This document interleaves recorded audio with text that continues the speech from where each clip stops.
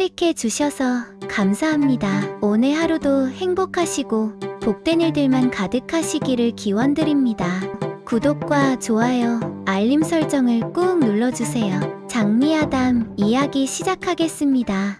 옛날 옛적 조선 말기 경상남도의 제법 큰 섬에 사는 선비의 딸 윤경화는 이른 나이부터 유달리 창백한 안색과 차가운 손끝으로 주변의 걱정을 샀습니다. 16 꽃다운 나이에도 경화의 모습은 한겨울 눈 속에 피어난 매화처럼 고고하면서도 어딘가 쓸쓸함이 감돌았지요.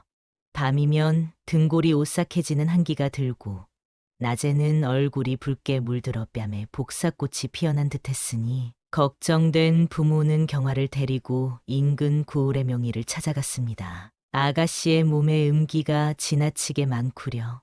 일이 계속되면 병이 들 터이니 양기 있는 남자와 혼인하여 그 기운을 풀어야 하오. 의원의 말에 경화의 부모는 가슴을 쓸어내렸지요. 명의는 또한 말하길 혼인을 서두르지 않으면 아가씨의 몸이 견디지 못할 것이오. 게다가 상대는 반드시 건장한 양기의 남자여야 하오. 이후 경화의 부모는 혼사를 서두르게 되었고 마침 이웃 마을의 부유한 집안 아들인 김도령과의 혼례가 성사되었습니다. 김도령은 말타기와 활쏘기에 능한 건장한 사내로 그의 가문은 경화의 집안보다 훨씬 부유했지만 경화의 아름다운 자태와 현숙함에 반해 혼인을 자청했지요. 혼례 날 경화는 연지를 바르지 않아도 붉게 물든 뺨으로 사모관대를 갖춰 입은 김도령과 마주 앉았습니다. 마치 그림자와 빛이 만난 듯 경화의 차가운 기운과 김도령의 따스한 기운이 방 안에 감돌았지요.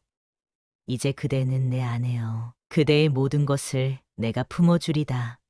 김도령의 말에 경화는 고개를 숙인 채 대답하지 못했습니다. 자신의 기운이 남편에게 해가 될까 두려웠기 때문이지요. 혼인 후 김도령은 매일 밤 경화와 깊은 유의를 나누었습니다. 처음에는 건강하던 김도령의 안색이 점점 창백해져 갔으나 그는 아내를 더욱 사랑했지요.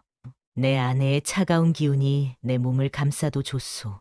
그대 곁에 있는 것만으로 나는 행복하오. 그러나 결혼한 지 100일이 되던 날 김도령은 경화의 품에서 숨을 거두었습니다. 마치 불꽃이 서서히 쓰러지듯 그는 경화의 이름을 마지막으로 부르며 눈을 감았지요. 김 부인은 아들의 죽음 앞에서 망연자실했습니다. 마을 사람들의 수군거림은 날카로운 화살이 되어 경화를 향했지요. 저 여인의 음기가 도령을 죽였다 하오. 밤마다의 운우지정이 양기를 다 빼앗아 갔다 하더군요. 이러한 소문이 김 부인의 귀에 들어갔고 그녀의 눈은 불꽃처럼 타올랐습니다. 내 인연, 내 아들을 죽였구나. 김 부인의 외침에 경화는 소나기를 맞은 새처럼 떨었지요. 경화가 친정으로 돌아간 후에도 김 부인의 분노는 가라앉지 않았습니다. 그녀는 마을의 관찰사를 찾아가 억울함을 호소했지요. 저 요망한 여인이 내 아들을 홀려 죽게 만들었습니다. 반드시 그 죄를 물어야 합니다. 관찰사는 고개를 끄덕이며 경화의 집안을 조사하기 시작했습니다. 이 모든 일을 지켜보던 이가 있었으니 바로 경화의 친정에서 일하던 머슴 덕팔이었지요. 덕팔은 17살 때부터 경화의 집에서 일하며 그녀를 멀리서 지켜보았습니다. 그는 경화가 타고난 음기 때문에 고통받는 모습을 보며 가슴 아파했지요. 아씨는 잘못이 없소이다. 그저 하늘이 내린 운명일 뿐. 덕팔은 마음속으로 되뇌었습니다. 어느 밤 덕팔은 관찰사 집 근처를 지나다 낮은 목소리로 나누는 대화를 듣게 되었습니다. 김 부인과 관찰사가 어떤 계략을 꾸미는 것 같았지요. 경화가 친정에서 이웃 마을로 가는 길에 배를 타게 될 것이오. 그때 그녀를 실수로 물에 빠뜨려 죽게 하면 돼오. 관찰사의 말에 김 부인은 차가운 미소를 지었습니다. 그리고 그 뒤에 음녀의 죽음을 알려 경계하는 비석을 세우면 되겠소. 덕팔의 얼굴이 창백해졌습니다. 경화를 죽이려는 계략을 알게 된 이상 가만히 있을 수 없었지요. 그러나 단순한 의리만은 아니었습니다. 덕팔은 처음 경화를 보았을 때부터 깊은 연모의 정을 품고 있었습니다. 경화의 모습은 마치 달빛에 물든 연꽃처럼 고고하고 신비로웠지요. 그녀의 차가운 기운도 덕팔에게는 오히려 위안처럼 느껴졌습니다. 내 목숨을 바쳐서라도 아씨를 구하리라. 덕팔은 조용히 다짐했지요. 그날 밤 덕팔은 눈 한숨 이루지 못했습니다. 바람결에 스치는 풀잎 같은 마음으로 이리저리 뒤척이다 결국 동이 트기 전에 일어났지요.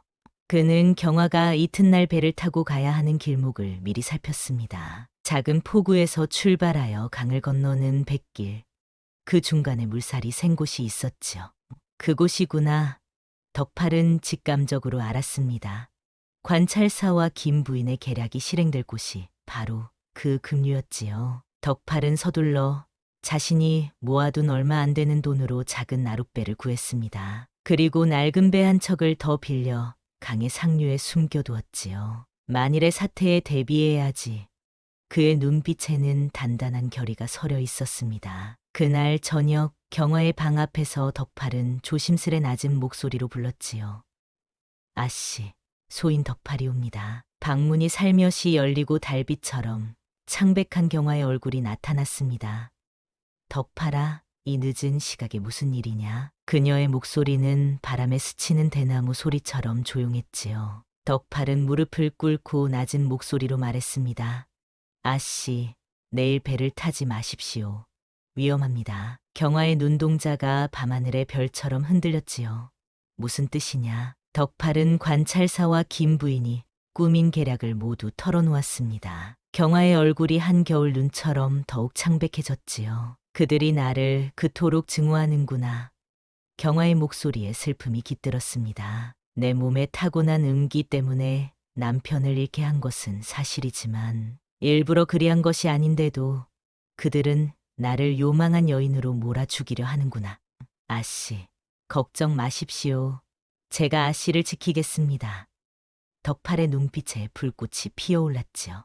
경화는 한동안 말없이 덕팔을 바라보았습니다. 정말 그리할 수 있겠느냐, 덕팔아. 그녀의 목소리는 떨리고 있었지요. 목숨을 걸고 지키겠습니다.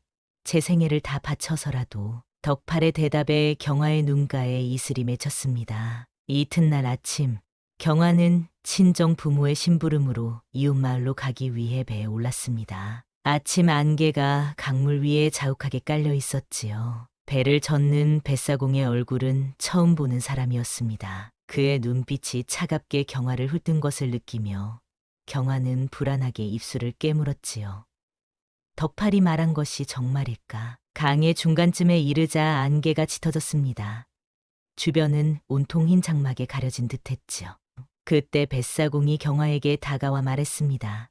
아씨, 목이 마르시면 이 차를 드시지요. 그가 내미는 작은 도자기 잔에는 갓 우려낸 차가 김을 모락모락 피우고 있었지요. 경화는 순간 덕팔의 경고를 떠올렸습니다. 고맙소나 마음이 편치 않아 마시고 싶지 않네. 뱃사공의 눈빛이 날카로워졌습니다.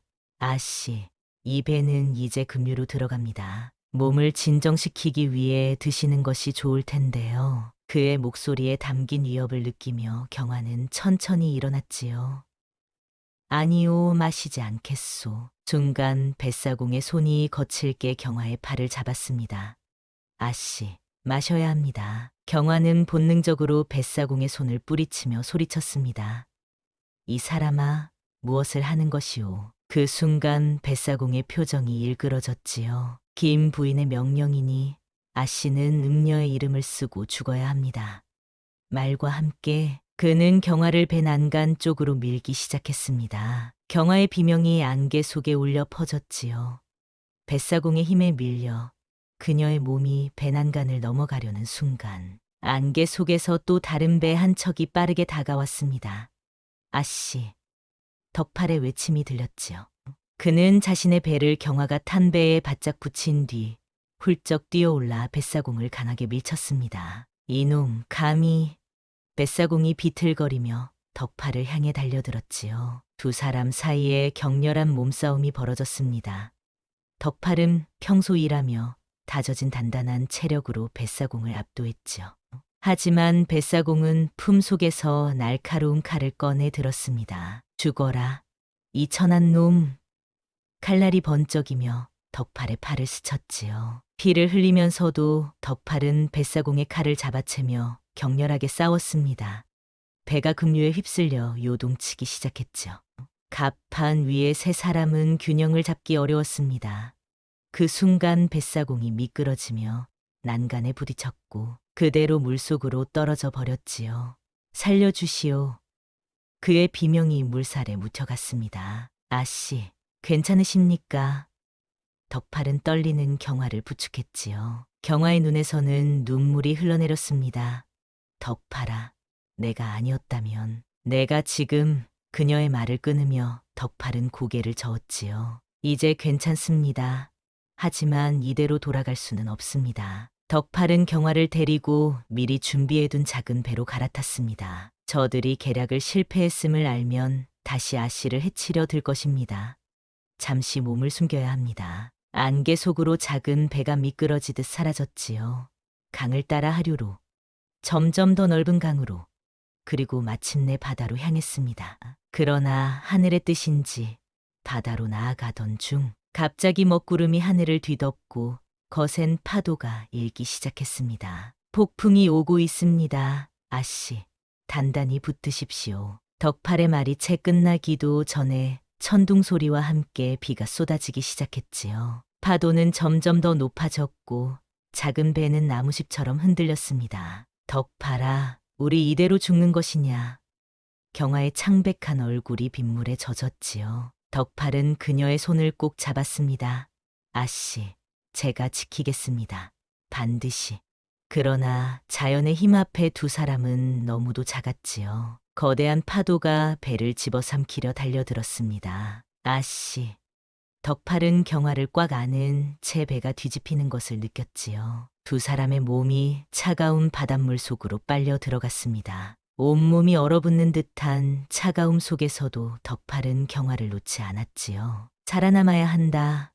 그의 의지만이 두 사람을 지탱했습니다. 비와 파도와 싸우며 덕팔은 필사적으로 경화를 안고 물 위에 떠 있으려 했습니다.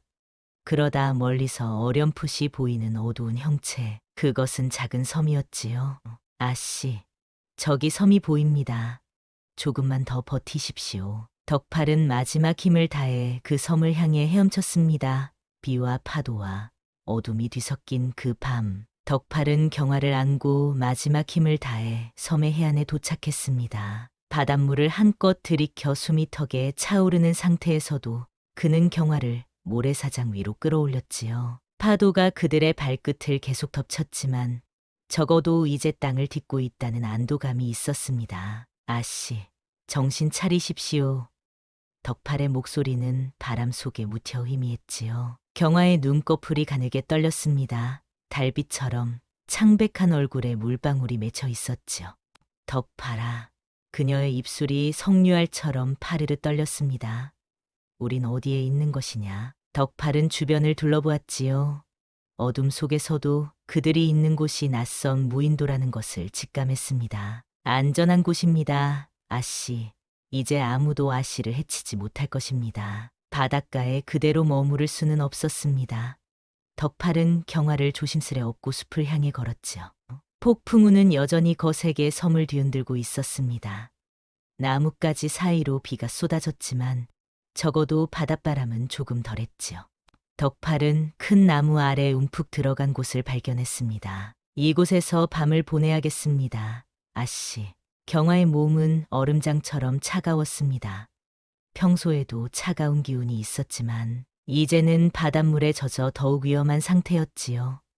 덕팔은 재빨리 주변의 마른 나뭇가지를 모았습니다. 어릴 적 산에서 배운 방법으로 돌을 부딪혀 불씨를 만들었지요. 작은 불씨가 피어오르고 이내 작은 모닥불이 그들의 젖은 옷을 말려주기 시작했습니다. 아씨, 어서 불 가까이 오십시오. 덕팔의 말에 경화는 천천히 몸을 움직였지요. 그러나 그녀의 몸은 여전히 떨리고 있었습니다. 아씨, 이대로는 병이 날 것입니다. 저 옷을. 말을 채 잊지 못하고 덕팔은 고개를 숙였죠. 경화도 그의 뜻을 알아차렸습니다. 알겠다. 덕팔아, 내 옷이 마를 동안 내 등을 내게 돌리고 있거라. 덕팔은 돌아선 채 모닥불을 돌보았습니다. 등 뒤에서 경화가 젖은 옷을 벗는 소리가 들렸지요. 그 소리에 덕팔의 심장은 빠르게 뛰었습니다. 아씨, 제 겉옷은 그래도 안쪽이 덜 젖었습니다. 이걸 걸치십시오. 덕팔은 자신의 겉옷을 벗어 뒤로 건넸지요. 고맙구나. 경아의 목소리가 부드럽게 들려왔습니다. 이제 내 옷도 말려야 하지 않겠느냐. 덕팔은 움찔했지요. 아씨 옷이 마르면 제 것도 말리겠습니다. 아씨께서 먼저 따뜻해지셔야 합니다. 경아는 한숨을 내쉬었습니다. 덕팔아, 이곳은 세상의 법도가 닿지 않는 곳이다. 나는 이미 내 목숨을 구했으니 이제 내가 내 몸을 돌봐야 하지 않겠느냐. 덕팔은 망설였지만 결국 젖은 옷을 벗어 모닥불 가까이 펼쳐 놓았습니다. 그의 단단한 등판에 불빛이 어른거렸지요. 두 사람은 서로의 모습을 보지 않은 채 등을 맞대고 모닥불 앞에 앉았습니다. 바깥에서는 여전히 폭풍이 울부짖고 있었지만 이 작은 공간에는 묘한 평온함이 감돌았지요. 덕팔아, 내가 아니었다면 나는 이미 저 바다 속에 잠겼을 것이다. 경아의 목소리가 나지막이 들려왔습니다. 아씨를 위해서라면 제 목숨이라도 내놓겠습니다. 덕팔의 대답에 잠시 침묵이 흘렀지요. 내가 그런 희생을 바라겠느냐. 나는 이미 한 사람의 생명을 앗아간 음녀가 아니더냐. 덕팔은 고개를 저었습니다. 아씨는 음녀가 아닙니다. 그저 타고난 기운이 남달랐을 뿐입니다. 그의 말에 경아의 어깨가 떨렸지요. 그렇게 생각하는구나. 하지만 세상 사람들은 나를 요망한 여인으로 여기지. 심지어 나 스스로도 내가 남편을 죽게 만든 것이 아닌가 하는 죄책감에 시달렸다. 그것은 사람이 어찌할 수 없는 운명입니다. 누구의 잘못도 아닙니다. 덕팔의 단호한 말에 경아는 조금 놀란 듯 고개를 돌렸지요. 그 순간 두 사람의 눈이 마주쳤습니다. 불빛 아래 경아의 눈동자는 깊은 호수처럼 빛났고 덕팔의 눈은 단단한 의지로 가득했지요. 경아는 다시 고개를 돌렸습니다. 어찌 내가 그런 말을 할 수 있느냐. 너는 세상의 이치를 아는 선비도 아니지 않느냐. 저희는 그를 알지 못하지만 사람의 마음은 압니다. 덕팔의 목소리는 따뜻했지요. 아씨의 기운이 남다르듯 세상의 모든 것은 각자 다른 기운을 가지고 있습니다. 서로 어울리면 좋은 것도 있고 그렇지 않은 것도 있지요. 그것이 누구의 죄가 되겠습니까? 경아는 덕팔의 말에 깊은 생각에 잠겼습니다. 그녀의 삶에서 처음으로 누군가가 그녀의 본질을 있는 그대로 받아들이고 있었지요. 모닥불이 타닥거리는 소리만이 그들 사이에 흘렀습니다. 밤이 깊어가고 폭풍은 점차 잦아들었지요. 피로에 지친 두 사람은 어느새 모닥불 옆에서 잠이 들었습니다. 다음 날 아침 경아는 부드러운 햇살에 눈을 떴습니다. 주변을 둘러보니 덕팔의 모습이 보이지 않았지요. 덕팔아. 그녀는 불안한 마음에 소리쳤습니다. 숲속에서 덕팔이 나뭇가지를 하나름 안고 나타났지요. 아씨, 일어나셨군요. 움막을 지을 나무를 구해왔습니다. 경아는 그제야 안도의 한숨을 내쉬었습니다. 움막이라니, 우리 여기서 얼마나 머물 생각이냐. 덕팔은 나뭇가지를 내려놓으며 대답했지요. 지금 돌아가면 아씨의 목숨이 위험합니다. 잠시 이곳에 머물며 때를 기다려야 합니다. 덕팔은 재빠르게 나뭇가지를 엮어 임시 거처를 만들기 시작했습니다. 그의 손놀림은 능숙했지요. 경아는 그런 덕팔을 조용히 지켜보았습니다. 너는 참 대단하구나. 이런 것도 할 줄 알다니. 덕팔은 쑥스러운 듯 웃었지요.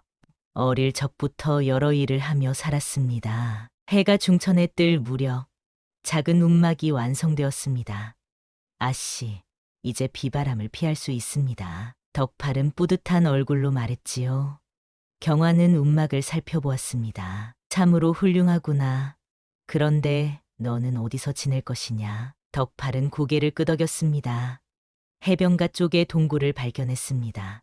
소인은 그곳에서 지내겠습니다. 그렇게 두 사람의 무인도 생활이 시작되었습니다. 덕팔은 매일 아침 일찍 일어나 물고기를 잡고 열매를 찾아왔지요. 경아는 움막 주변을 정리하고 덕팔이 가져온 음식을 손질했습니다. 처음에는 서툴렀지만 점차 익숙해져 갔지요.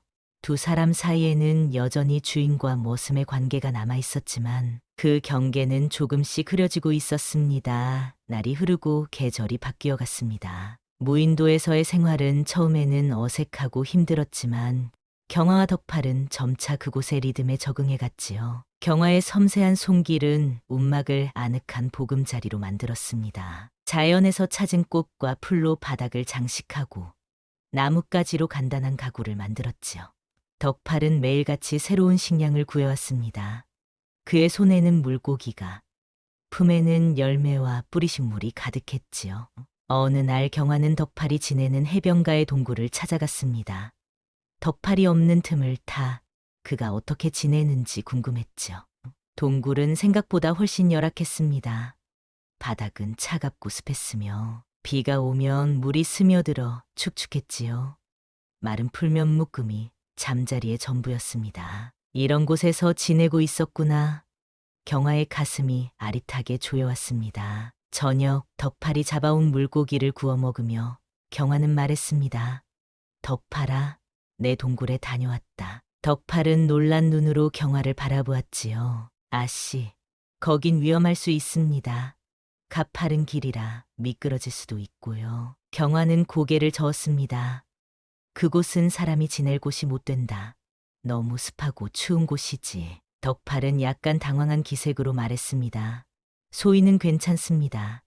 아씨처럼 귀한 분이 아니니 어디서든 잘 수 있습니다. 경화는 잠시 심호흡을 한 뒤 단호하게 말했지요. 오늘부터 너도 움막에서 지내거라. 덕팔의 눈이 크게 떠졌습니다. 아씨, 그것은 안 됩니다. 어찌 소인 같은 천한 종이 아씨와 같은 공간에. 이곳은 대감집이 아니다. 덕팔아. 경화의 눈빛이 흔들렸지요. 이곳에는 우리 둘뿐. 신분의 벽이 무슨 소용이 있겠느냐. 게다가 내가 아니었다면 내가 어찌 살아있을 수 있었겠느냐. 덕팔은 여전히 망설이고 있었습니다. 그래도 아씨, 도리가 있는 법입니다. 그날 밤, 하늘이 갈라지는 듯한 천둥 소리와 함께 비가 쏟아지기 시작했습니다. 비바람이 움막의 벽을 세차게 때렸지요. 경화는 걱정스러운 마음에 움막 밖을 내다보았습니다. 빗줄기를 뚫고 덕팔이 걸어오는 모습이 보였지요. 그의 옷은 이미 비에 흠뻑 젖어 있었습니다. 덕팔아. 경화가 소리쳤습니다. 어서 들어오거라. 덕팔은 움막 입구에서 망설였습니다. 아씨, 괜찮습니다. 비가 그치면. 경화는 단호하게 그의 손을 잡아 끌었죠. 이렇게 있다가는 병이 들 것이다. 어서 움막으로 들어오거라. 덕팔은 결국 경화의 뜻에 따라 움막 안으로 들어왔습니다. 모닥불 앞에 앉자 그의 몸에서 김이 모락모락 피어올랐지요. 옷을 벗고 말려야 한다. 경화가 말했습니다. 덕팔은 당황했지요. 아씨, 그것은. 경화는 고개를 돌리며 말했습니다. 걱정 말 거라. 내 등을 돌리고 있을 테니. 덕팔은 떨리는 손으로 젖은 옷을 벗었습니다. 모닥불 앞에 옷을 펼쳐놓고 담요로 몸을 가렸지요. 바깥에서는 비바람이 계속 거세게 몰아쳤습니다. 경화와 덕팔은 각자 모닥불의 양쪽에 앉아 있었지요. 시간이 흐르면서 움막 안의 공기는 묘하게 달아올랐습니다. 덕팔아. 경화가 먼저 침묵을 깨뜨렸습니다. 네, 아씨. 덕팔의 목소리는 평소보다 낮게 깔려 있었지요. 내가 처음부터 나를 구하려 했던 이유가 궁금하구나. 경화의 물음에 덕팔의 심장이 빠르게 뛰기 시작했습니다. 그저 의로움 때문이었을까? 아니면 경화의 말이 공중에 맴돌았지요. 덕팔은 깊은 숨을 들이마신 뒤 조심스레 입을 열었습니다. 처음 아씨를 배웠을 때부터 제 마음은 이미 아씨의 것이었습니다. 경화의 눈이 커졌습니다. 덕팔은 이제 주저함 없이 말을 이어갔지요. 조이는 감히 그런 마음을 품어서는 안 된다는 것을 알고 있었습니다. 하지만 마음이란 것은 명령대로 움직이지 않는 법이지요. 아씨의 차가운 기운이 저에게는 오히려 위안으로 다가왔습니다. 마치 뜨거운 여름날의 시원한 그늘처럼. 경화는 말없이 덕팔을 바라보았습니다. 모닥불의 불빛이 그녀의 얼굴을 부드럽게 비추었지요. 그런 마음을 품고 있었구나. 그녀의 목소리는 떨리고 있었습니다. 그런데 왜 지금까지 말하지 않았느냐? 덕팔은 쓴웃음을 지었지요. 어찌 감히 그런 말을 할 수 있었겠습니까? 저는 그저 아씨 곁에서 아씨를 지킬 수 있다는 것만으로 충분했습니다. 덕팔아. 경화가 나직이 불렀습니다. 이리 와 앉거라. 덕팔은 망설이다가 천천히 경화의 옆으로 자리를 옮겼지요. 두 사람은 나란히 모닥불을 바라보았습니다. 내 안에 차가운 기운이 두렵지 않으냐? 경화가 물었지요. 덕팔은 고개를 저었습니다. 오히려 그 기운이 제게는 필요합니다. 아씨. 제 몸은 항상 덥고 불같은 기운이 많아 괴로웠습니다. 경화는 조심스럽게 덕팔의 손을 만져보았습니다. 그의 손은 정말 뜨거웠지요. 신기하구나. 내 손은 마치 뜨거운 불덩이 같구나. 덕팔의 손이 경화의 차가운 손을 감쌌습니다. 아씨의 손은 시원한 봄물 같습니다. 두 사람의 손이 맞닿은 채로 시간이 흘렀지요. 덕팔아. 경화의 목소리가 더욱 낮아졌습니다. 이 섬에 오기 전 나는 내 기운이 남들에게 해롭다고 생각했다. 하지만 내가 있어 내 기운이 처음으로 누군가에게 도움이 될 수 있다는 것을 알게 되었구나. 덕팔의 눈에 깊은 감정이 어렸지요. 아씨, 세상은 서로 다른 기운이 어우러져 균형을 이루는 법입니다. 그날 밤, 바깥의 폭풍우보다 더 강렬한 감정의 소용돌이가 두 사람의 마음을 뒤흔들었습니다. 덕팔의 뜨거운 손길과 경화의 차가운 체온이 만나 절묘한 조화를 이루었지요. 빗소리를 배경으로 두 사람은 서로의 마음을 열고 몸을 나누었습니다. 뜨거운 양기와 차가운 음기가 만나 봄날의 이슬처럼 조화로운 균형을 찾아갔지요. 이후 두 사람은 함께 움막에서 지내기 시작했습니다. 경화의 차가운 기운과 덕팔의 뜨거운 기운이 서로를 보완하며 균형을 이루었지요. 놀랍게도 경화의 피부는 점점 홀로 있을 때의 창백함이 사라지고 건강한 빛을 되찾아갔습니다. 덕팔 역시 과도한 열기로 인한 두통과 불면이 줄어들었지요. 그들은 서로에게 완벽한 약이었습니다. 무인도의 생활은 그렇게 평화롭게 흘러갔습니다. 계절이 바뀌고 해가 바뀌었지요. 두 사람은 섬의 리듬에 맞춰 살아가며 자연과 하나가 되어갔습니다.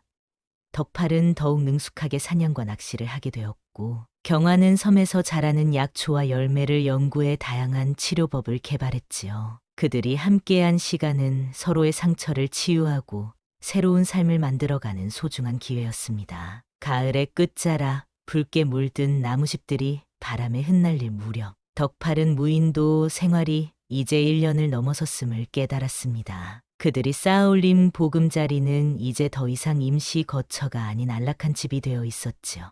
처음에 허술했던 움막은 이제 튼튼한 나무 기둥과 진흙으로 벽을 세운 집으로 변모했습니다. 바닥에는 부드러운 풀과 열매 껍질을 엮어 만든 거적이 깔려 있었고, 벽에는 경화가 수집한 조개 껍데기로 장식한 무늬가 아름답게 새겨져 있었지요. 덕팔은 해변에서 그물을 손질하며 문득 하늘을 올려다보았습니다.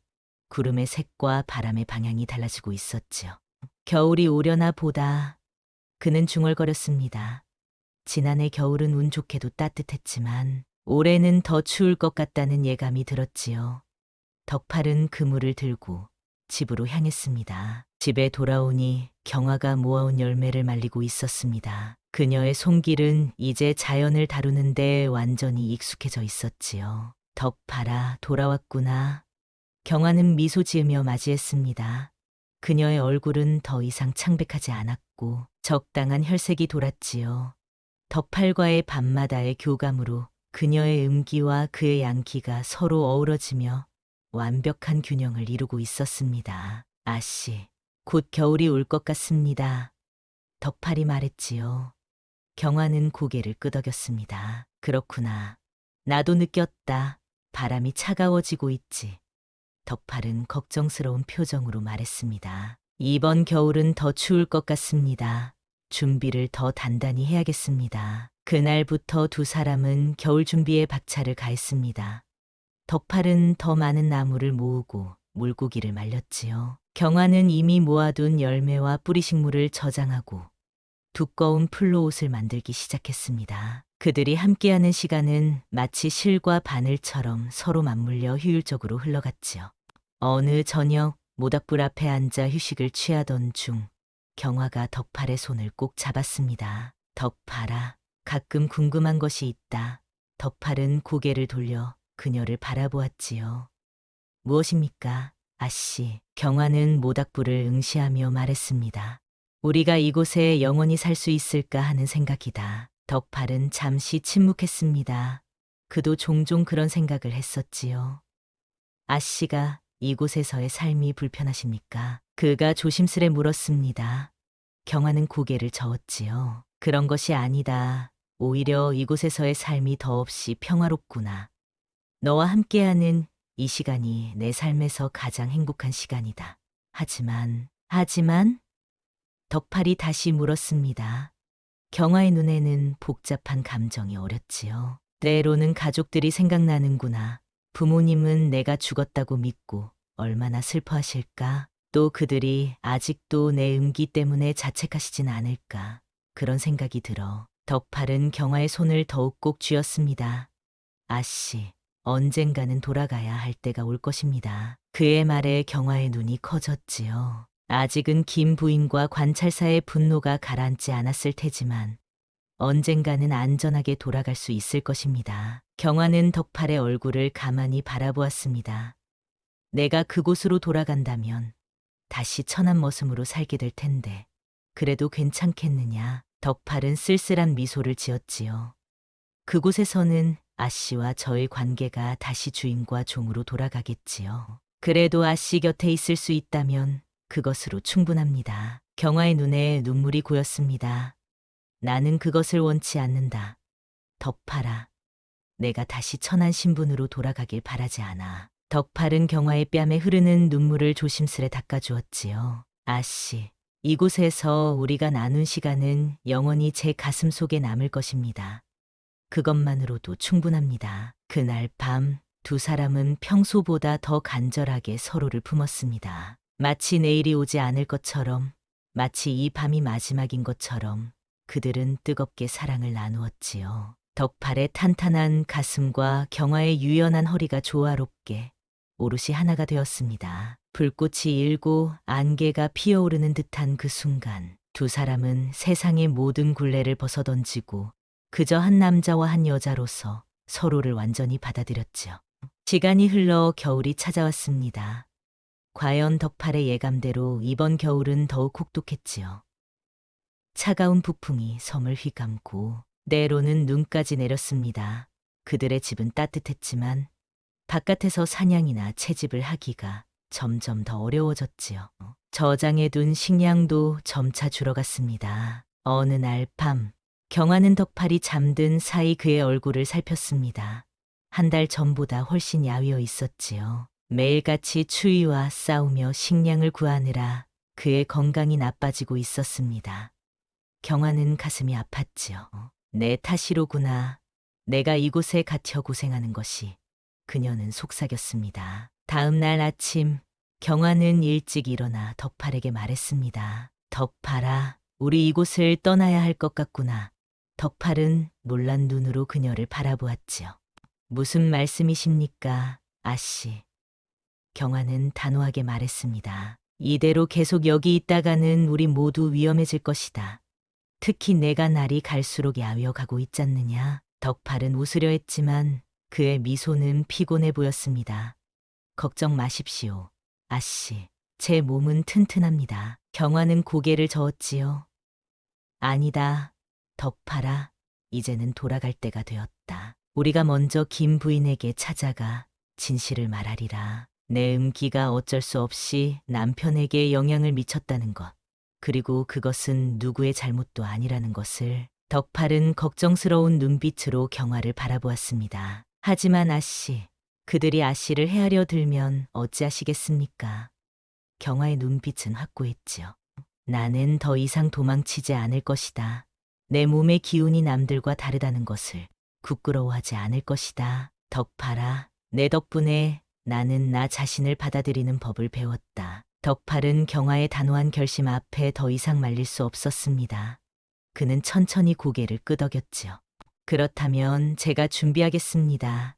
아씨, 작은 배를 만들어 이 섬을 떠날 수 있도록 하겠습니다. 경화는 미소 지었습니다. 고맙구나, 덕팔아. 내가 있어 내가 용기를 낼 수 있구나. 그날부터 덕팔은 배를 만들기 시작했습니다. 지난 수개월간 모아두었던 나무와 덩굴을 이용해 단단한 뗏목을 제작했지요. 경화도 함께 일손을 보탰습니다. 날카로운 조개 껍데기로 나무를 깎고 덩굴을 엮어 밧줄을 만들었지요. 두 사람의 손이 모이니 작업은 빠르게 진행되었습니다. 추운 겨울날이 계속되었지만 그들의 마음은 이제 새로운 희망으로 가득 차 있었습니다. 무인도에서의 생활이 그들에게 준 교훈은 분명했지요. 경화는 자신의 본질을 부끄러워하지 않게 되었고 덕팔은 자신의 마음을 당당히 표현할 수 있게 되었습니다. 그들은 이제 어떤 세상이 기다리고 있든 함께 맞설 준비가 되어 있었지요.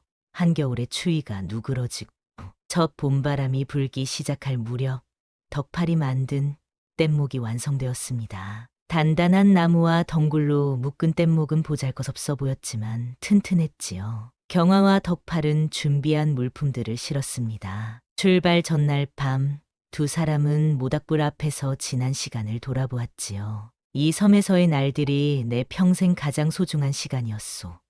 경화의 말에 덕팔은 동감했습니다. 경화가 물었지요. 세상으로 돌아가면 우리는 어떻게 되는 것일까? 덕팔은 쓸쓸하게 대답했습니다. 아씨는 다시 양반가의 따님이 되시고 저는 천한종이 될 것입니다. 경화는 고개를 저었지요. 이제 그런 삶으로 돌아가고 싶지 않구나. 이튿날 새벽 바다는 놀랄 만큼 잔잔했습니다. 마지막으로 집을 둘러본 후 뗏목을 물에 띄우고 육지를 향해 노를 저었지요. 사흘간의 항해 끝에 육지에 도착한 두 사람은 작은 어촌 마을의 주막에 머물렀습니다. 덕팔은 마을에서 충격적인 소식을 들었지요. 음녀 윤씨 경계비가 세워졌고 김 부인은 미쳐서 죽은 아들의 이름을 부르며 헤매고 다닌다는 것. 관찰사는 파직되었다는 것이었습니다. 경화는 소식을 듣고 김 부인을 찾아가기로 결심했지요. 미움으로는 아무것도 해결되지 않는다. 덕팔아. 다음 날 두 사람은 한때 웅장했으나 이제는 황폐해진 김 부인의 집을 찾았습니다. 경화가 자신을 소개하자 하녀는 창백해졌지요. 윤씨 부인이라고요. 하지만 당신은 경화는 차분히 대답했습니다. 죽지 않았소. 초췌한 모습의 김 부인이 멍하니 앉아있는 방으로 안내받았지요. 그녀의 머리카락은 새하얗게 변해 있었습니다. 어머님, 경화가 불렀습니다. 김 부인이 천천히 고개를 들었지요. 그녀의 눈에 놀람과 공포가 교차했습니다. 너는? 경화는 부드럽게 미소 지었습니다. 예, 저는 살아있습니다. 그리고 이제 돌아왔습니다. 김 부인의 떨리는 손이 경화를 향해 뻗어왔습니다. 살아있다니 원혼이 아니구나.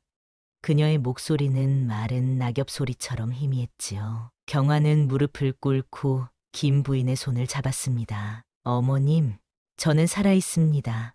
덕팔이 구해주었어요. 김 부인의 눈에서 눈물이 흘렀습니다. 내가 무슨 짓을 한 것인가? 경화는 부드럽게 말했지요. 어머님, 이제 자책하지 마세요. 김 부인은 경화의 얼굴을 자세히 들여다보았습니다. 내 얼굴이 달라졌구나. 전에는 항상 창백했는데. 경화는 미소 지었습니다. 무인도에서 많은 것이 변했어요. 그녀는 덧붙였지요. 제 음기가 도령님께 해로웠던 것은 사실이지만 그것은 제가 의도한 것이 아니었어요. 김 부인은 한동안 말이 없다 입을 열었습니다. 내 어머니도 말했었다. 음기 강한 여인과 양기 강한 남자는 서로 해롭다고 알면서도 외면했지. 덕팔이 한 걸음 앞으로 나섰습니다. 마님, 아씨의 음기는 해로운 것만이 아닙니다. 경화가 덧붙였지요. 저와 덕팔은 서로의 기운이 완벽하게 맞았어요. 그의 양기가 제 음기를 다스리고 제 음기가 그의 열기를 식혀주었지요. 김 부인의 눈에 깨달음이 어렸습니다. 너희 둘이. 덕팔은 당당하게 말했지요. 예, 마님. 저는 아씨를 소인의 목숨보다 소중히 여깁니다. 김 부인은 생각에 잠겼다가 자리에서 일어났습니다. 나를 따라오너라. 김 부인은 그들을 창고로 데려가 오래된 두루마리를 꺼냈습니다. 이것은 우리 가문의 비밀 지도로 무인도에 숨겨진 보물을 가리키고 있다. 덕팔은 지도를 살펴보며 놀라워했지요. 이 지도의 섬은 우리가 있던 무인도와 같습니다. 김 부인은 지도를 그들에게 주었습니다. 이제 너희 것이다. 원한다면 다시 가서 보물을 찾아라. 그녀는 진심 어린 눈빛으로 말했지요. 너희는 자유롭다. 새 삶을 시작하거라. 경화야, 내가 살아있다는 사실만으로도 내 죄책감이 조금은 덜어졌구나. 경화와 덕팔은 전라도 남쪽 해안가로 향했습니다. 그곳에서 배를 구해 무인도로 돌아갔지요. 지도에 표시된 바위 아래를 타자 금화와 보석이 가득한 상자가 나왔습니다. 이게 바로 전설의 보물이구나. 경화의 눈이 빛났지요. 몇 달 후 제주도 해안가에 윤덕팔 내외라는 문패가 걸린 집이 지어졌습니다. 경화와 덕팔은 새로운 이름과 신분으로 정착했지요. 더 이상 양반과 천민이 아닌 그저 서로를 사랑하는 한 쌍으로 말입니다. 그들의 정원에는 무인도에서 가져온 씨앗으로 피운 꽃이 자랐습니다. 이 꽃을 뭐라 부를까? 덕팔이 물었지요. 경화는 미소 지었습니다. 음양화라고 하면 어떨까? 내 음기와 내 양기가 만나 피어난 꽃이니까. 세월이 흘러 그들의 집에는 아이들의 웃음소리가 가득했습니다. 첫째 딸은 음기가, 둘째 아들은 양기가 강했지만 서로의 기운을 조화롭게 다스리며 건강하게 자랐지요. 우리 아이들은 이미 균형을 알고 태어났구나. 경화가 말했습니다. 무인도에서의 경험은 그들에게 특별한 지혜를 가르쳐 주었지요. 이 세상의 모든 것은 서로 다르지만 그 다름이 조화를 이룰 때 완전해진다는 것을 말입니다. 그렇게 경화와 덕팔의 사랑은 신분의 벽과 세상의 편견을 뛰어넘어 이 땅에 단단히 뿌리내렸습니다. 마치 그들이 심은 음양화처럼 강인하고 아름답게 말이지요. 오늘의 사연 어떻게 들으셨나요? 여러분의 생각을 아래 댓글에 남겨주세요. 구독 버튼과 좋아요, 알림 설정은 저희에게 큰 힘이 됩니다. 여러분 모두의 하루하루가 행복과 기쁨으로 가득하시길 진심으로 바랍니다. 오늘도 장미아담을 찾아주셔서 진심으로 감사드리며 앞으로도 여러 마음을 따뜻하게 해줄 예디하기로 찾아뵙겠습니다. 모두 안녕히 계세요.